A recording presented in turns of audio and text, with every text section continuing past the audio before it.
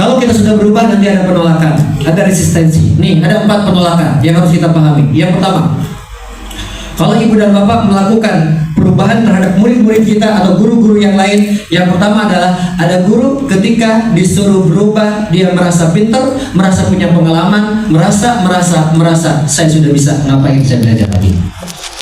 Ada kayak gitu? Ada. Ya. Yang kedua, udah gak tahu apa-apa, suruh belajar enggak mau. Udah tahu enggak tahu apa-apa, baper.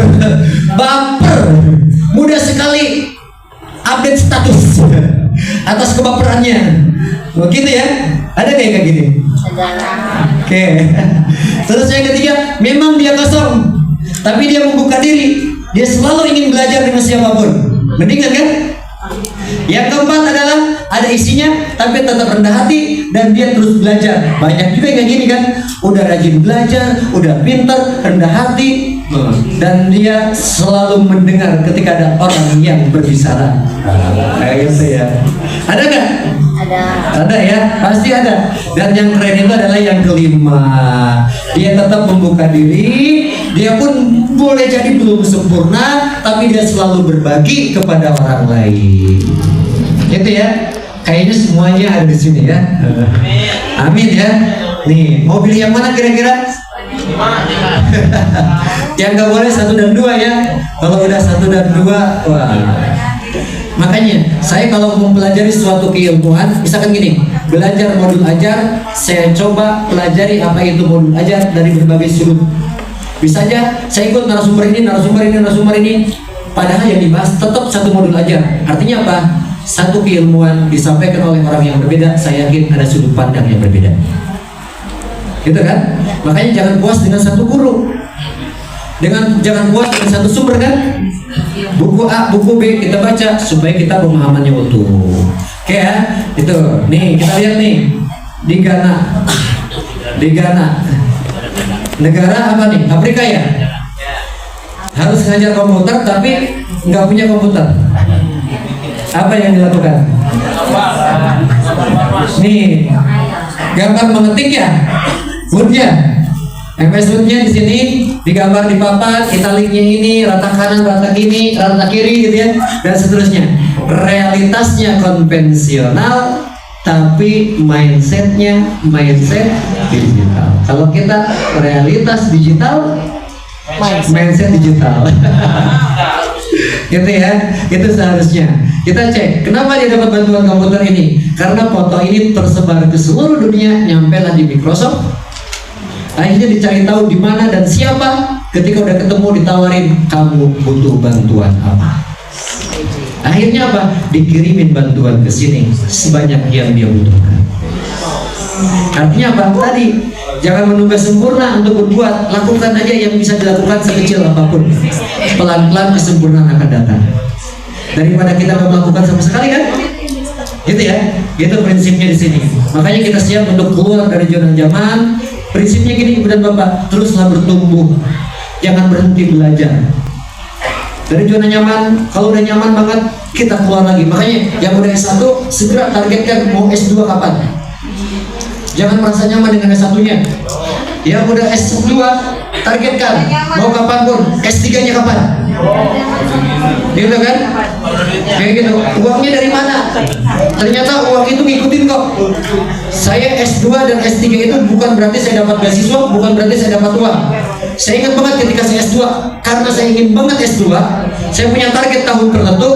6 bulan menjelang tahun target saya beli celengan, saya tabungin itu 50.000, 20.000, ketika dibuka cuma 500.000, dan itu hanya cukup untuk daftar. Saya daftar ke BPB S2, diterima. Ketika terima, dari mana saya bayarnya? Akhirnya apa? Kuatkan doa dan upaya, ada aja rezeki yang tak terduga di saat kita butuh. Yang penting kita usaha dulu. Gitu ya. Saya yakin kita punya kemungkinan. Gitu ya. Gini, S2 itu yang reguler, saya rasa SPP-nya per semester paling berapa tuh? 10 juta ya? Betul nggak ya? Katakanlah 12, saya S3 aja di UNJ, sekarang SPP-nya 13 juta. Gitu ya, yang reguler. Kalau S2 mungkin katakanlah 12 juta aja. Berarti per bulannya berapa? 600.000 kan? Betul ya? itu bakso sudah lebih besar daripada 600.000 itu kan? Betul kan? Kita nongkrong di kafe nggak kerasa itu berapa kali kan? Kayak gitu kan? Seperti itu. Oke ya, ayo kita bertemu. Kalaupun secara formal nggak ada, jangan berhenti secara non formalnya. Pelatihan di A, pelatihan di B, webinar di sana, webinar di sini. Jangan pernah kita berhenti belajar. Itu ya, yang namanya berubah. Memang tidak semua perubahan menuju kepada kebaikan, tapi untuk lebih baik pintunya adalah perubahan. Yang berubah aja nggak ada jaminan lebih baik, apalagi yang tidak mau berubah kan? Betul ya? Nih, itu poinnya kan? Tidak berubah, kalah. Tidak berubah, mati. Itu aja. Mati secara mental. Itu aja. Makanya ibu dan bapak harus terus menerus. Ini handphone apa nih? Ya. Ini rajanya di sini kan, puncaknya di sini kan. Siapa yang pernah punya handphone ini? Salah satunya. Saya. Berarti kita udah tua ya. Udah tua ya. Ini nostalgia banget nih. Ada Genji di sini, Genji ada? Nggak ada. Nih guru Genji mungkin bingung ini makhluk apa gitu. Walaupun tahu mungkin punya orang tuanya gitu waktu kecil. Oke, nih siapa yang pernah ngetik pakai ini? Ngetik juga pakai ini kan? Ingat kita udah tua ya. Nah, sekarang udah seperti ini kan? Nih, siapa yang pernah kuliah pakai ini? Saya. Apa namanya? HP. Pakai transparansi ya? Nih, mungkin ada yang pernah ngajar kayak gini ya? Kalau DKI mungkin merasakan ngajar SMP kayak gini ya. Kalau di luar daerah mungkin jarang banget kayak gini. Gitu ya. Nih, jadi tapi ini udah mewah banget yang pakai transparansi ini. Keren banget itu. Dan kita pun antusias banget itu. Gitu ya. Ngangkatnya berat itu. Harus digotong-gotong. Gitu ya. Pennya mahal, transparansinya mahal gitu. Gitu. Ini merasakan masalah kita. Sekarang sudah ke LCD, bahkan sekarang ini sudah mulai ditinggalkan. Apa? Sudah layar sentuh sekarang. Betul kan? Iya. Gitu. Nanti kelama di tiap sekolah itu, tiap kelas itu bukan lagi papan tulis kayak gini LCD kan?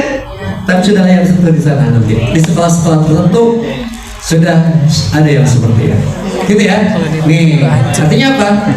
Ini ibu dan bapak semuanya. Apa nih bacanya nih? Bacanya apa nih? Hanya orang gila mengharapkan hasil yang berbeda, tapi melakukan cara yang sama. Ingin nggak kedepannya ibu dan bapak lebih baik, murid-muridnya lebih baik? Ingin kan? Tapi kalau seandainya nggak ada perubahan, tetap aja caranya sama dengan kemarin, berarti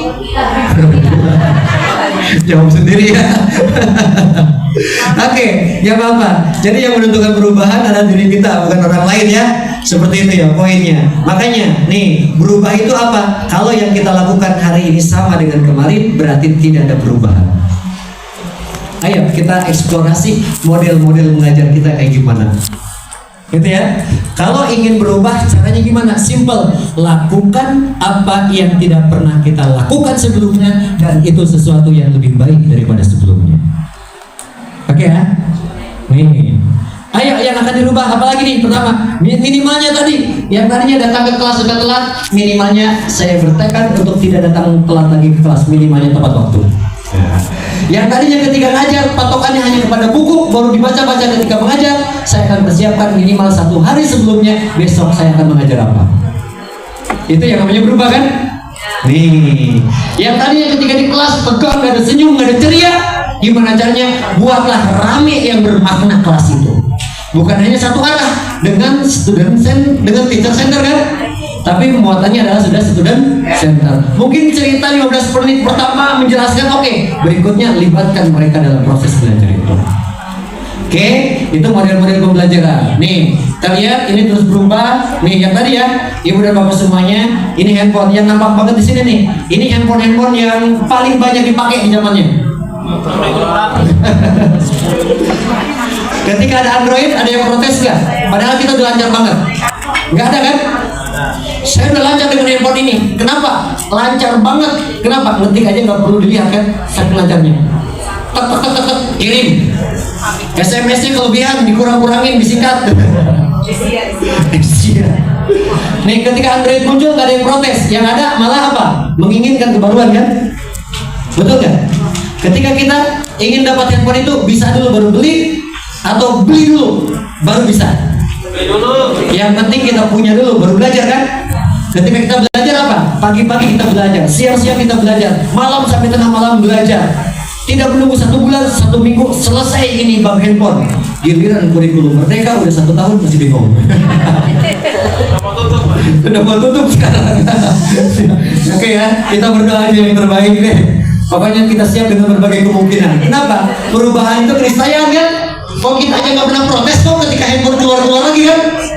Betul ya? Makanya sambut dengan penuh kebahagiaan apapun yang terjadi ke depannya.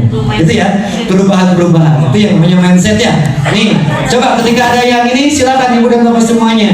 Nih, kenapa dia nggak mau menerima? Karena nggak mau capek di awal. Gitu ya. Mungkin ada orang yang nggak mau jadi guru penggerak dan seterusnya, nggak mau capek kan? Gitu ya. Serem gitu ya. Makanya ibu dan bapak semuanya, ayo kita berubah dan bertumbuh menjadi lebih baik. Ini yang tadi ya. Kita akan coba kerucutkan di bagian akhir karena udah jam 3. 8 menit lagi ya. Target saya sampai ya jam 3 kita maksimalkan. 8 menit. Bahan refleksi kita. Ayo kita perbaiki bareng-bareng. Berubah. Nih. Apakah orang pertama? Dia selalu terdepan dalam perubahan. Dia selalu belajar tanpa disuruh. Dia punya kesadaran untuk mengupdate diri. Yang kedua, awalnya tidak tahu apa-apa, tapi dia langsung bilang kepada atasannya, kepada kepala sekolah, kepada guru-guru yang lain, tolong saya ajari, saya siap belajar, saya siap mendengar, saya siap untuk menjadi lebih baik, tolong saya ajak-ajak kalau ada pelajaran. Yang ketiga adalah dia terpaksa ketika mengajar. Datang ke sekolah hanya fisiknya tapi hatinya enggak datang. Gitu ya. Dia itu tidak menyukai pekerjaan. Dia kepaksa aja. Enggak hadir dengan hati, dengan fisik. Gitu ya. Dengan hati, hanya fisiknya saja. Hanya menggugurkan kewajiban. Kenapa saya datang ke sekolah? Karena saya digaji. Ini yang keempat, ini lebih parah. Kadang-kadang buat masalah. Kadang-kadang dia memang ikut. Yang keempat. Terus ibu dan bapak semuanya, yang paling fatal itu adalah yang kelima. Yang kelima itu sumber malapetaka, sumber masalah. Kalau dia nggak hadir semuanya bahagia. Kalau dia hadir semuanya itu nggak enak, nggak nyaman.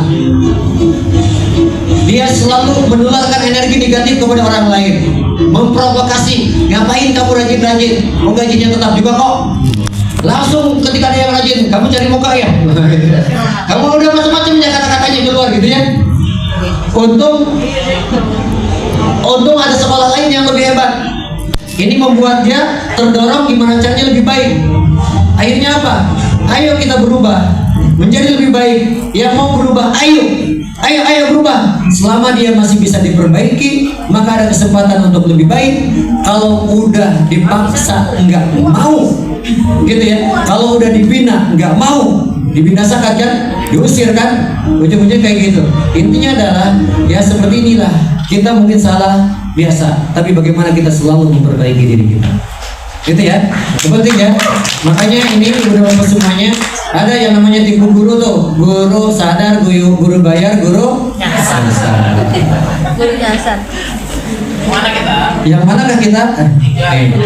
Ini yang sadar, ini yang bayar, ini yang nyasar. Kita lihat satu persatu. Guru sadar adalah bekerja lebih berkualitas dari yang distandarkan. Dia nggak hitung-hitungan dengan pekerjaannya. Dia all out saja lakukan yang terbaik. Kenapa? Karena guru adalah panggilan hati saya. Saya ingin berselahkan yang terbaik. Begitu ya. Terus yang kedua apa? Guru sadar itu dia tidak mau telat. Dia selalu ingin datang lebih awal dari waktu yang ditentukan. Kalau ada tugas 1 minggu, 3 hari selesai. Tapi kalau yang nyasar adalah udah dikasih 1 minggu tetap aja minta tambahan, tetap nggak beres-beres juga. Gitu kan? Masalahnya bukan karena nggak ada waktu, tapi nggak mau mengerjakan kan? Gitu ya. Kayak kita kuliah, jangan 1 minggu pak, itu 2 minggu, ternyata tetap aja mengerjain di hari terakhir kan? Gitu ya. Nih, guru-guru sadar itu dia mencintai pekerjaannya, dia kontribusi maksimal. Guru-guru sadar ini seperti ini, dia berusaha untuk melakukan yang terbaik. Dia dia nggak hitung-hitungan dengan pekerjaannya.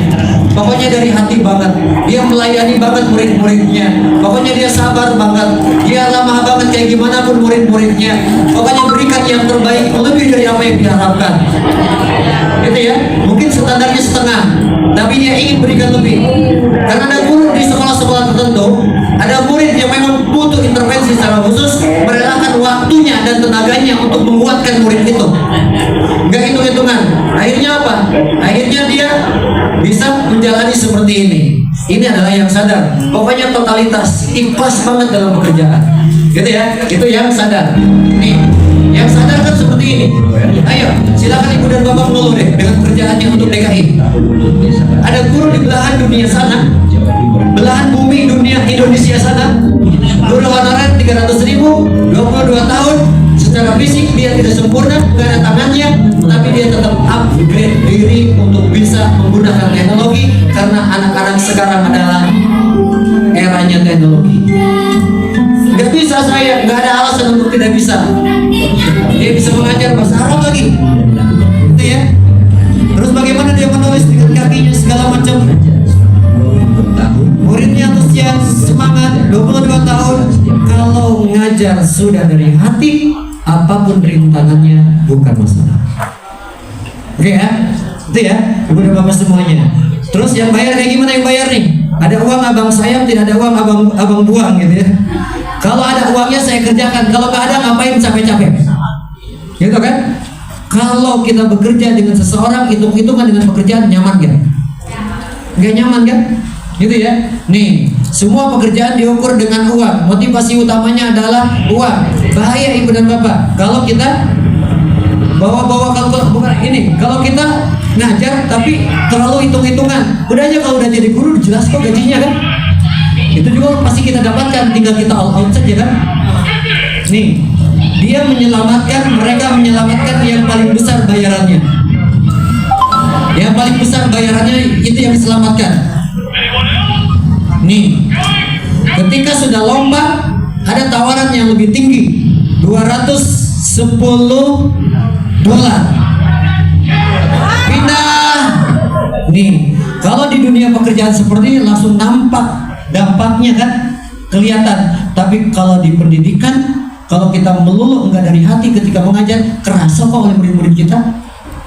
Betul nggak? Seperti itu.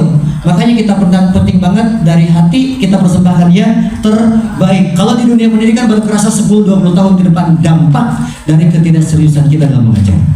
Iya, oke. Terus orang yang nyasar gimana? Nih, pekerjaan sekarang bukan tujuan utamanya. Bahkan sampai sekarang itu dia satu rumah tapi tidak sejiwa. Yang paling fatal itu adalah beda rumah tapi sejiwa. Itu nggak boleh kan? Karena banyak kok keluarga satu rumah dengan istrinya, satu rumah dengan anaknya, tapi tidak satu jiwa. Kenapa? Karena dia sibuk dengan handphonenya masing-masing. Ada juga di pekerjaan, satu pekerjaan, udah kerja jadi guru, tapi mikirnya pekerjaan yang lain, udah aja all out dengan pekerjaan kita sebagai pendidik kan? Gitu ya. Nih, kalau udah ketemu, gini ibu dan bapak, udah kita harus mencintai profesi kita, nggak ada pilihan lain. Kalau memang kita sudah menjadi seorang pendidik, contohnya gini, ibu dan bapak sudah menikah dengan seseorang, walaupun belum tahu bagaimana cara mencintai dia. Kalau dia udah sah pasangan kita, nggak ada pilihan lain kecuali kita mencintai dia. Kenapa? Karena cinta tersebut bisa ditumbuhkan seiring dengan seringnya bersama. Betul kan? Ibu dan bapak dulu mungkin bingung jadi guru, itu bukan cita-cita saya. Tapi lama-kelamaan jatuh cinta juga kan dengan guru kan? Betul kan? Artinya tergantung niat kita mau memperbaiki atau enggak. Orang nyasar itu datang telat, makan siang dilama-lamakan untuk masuk kelas lagi. Yang dinanti adalah Sabtu dan Minggu. Yang hari-hari yang paling menakutkan adalah hari Senin. Nyasar semua. Ini seharusnya besok Senin, yes. Gitu ya. Nih, jadi kalau kita sudah dari hati yang namanya bekerja, ingin memberikan kebermanfaatan kepada orang lain, nggak ada tanggal merah. Semua hari adalah momentum kita memberikan kebermanfaatan untuk siapapun juga. Gitu ya, ibu dan bapak semuanya. Oke. Orang yang nyasar datang beratnya minta ampun bagaikan kura-kura, leletnya minta ampun bagaikan kura-kura. Ketika mau datang kerja, giliran pulang sebabnya bagaikan cinta. Jam 3 pulang, jam 2 udah rapi-rapi. Oke ya, nih berarti kita harus sadar. Kita harus sadar. Baik ya, Ibu dan Bapak semuanya. Nih saya closing di satu film terakhir, saya mohon waktu karena ini penting kita mengikat. Ini banyak nih, banyak yang harus kita kuatkan nih. Satu kata nih sebagai pengikat, satu kata Ibu dan Bapak, kesimpulan dari pelatihan kita hari ini, tolong kita kuatkan cinta kita untuk dunia pendidikan kita. Betul ya? Siap ya? Mendidik dari hati, betul ya? Siap ya? Nih, cinta itu apa ciri-cirinya? Cinta itu ketika aku dan kamu menjadi kita, cinta itu bukan hanya kata-kata tapi menyatunya rasa, diikuti dengan aksi nyata. Begitu ya, aksi nyata. Nih, cinta itu bukan hanya formalitas kata-kata, menyatunya rasa, selalu ingin bersama, diikuti dengan aksi nyata. Betul kan? Kita mencintai seseorang seperti ini perasaannya kan? Tuh, itu yang namanya cinta. Cinta itu akan selalu mendatangkan kebahagiaan dan selalu memberikan kebahagiaan kepada yang kita cintai. Kalau kita udah cinta dengan murid-murid kita, sedih kalau murid kita sedih kan? Betul ya? Nggak bahagia kalau murid kita nggak bahagia kan?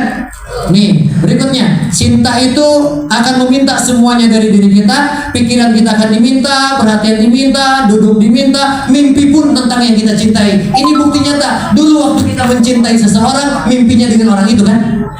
Berarti kalau Ibu dan Bapak cinta banget dengan mengajar, mimpinya adalah mengajar dan buat RPP. Saking cintanya gitu. Oke, ini film terakhir. Kita simpulkan.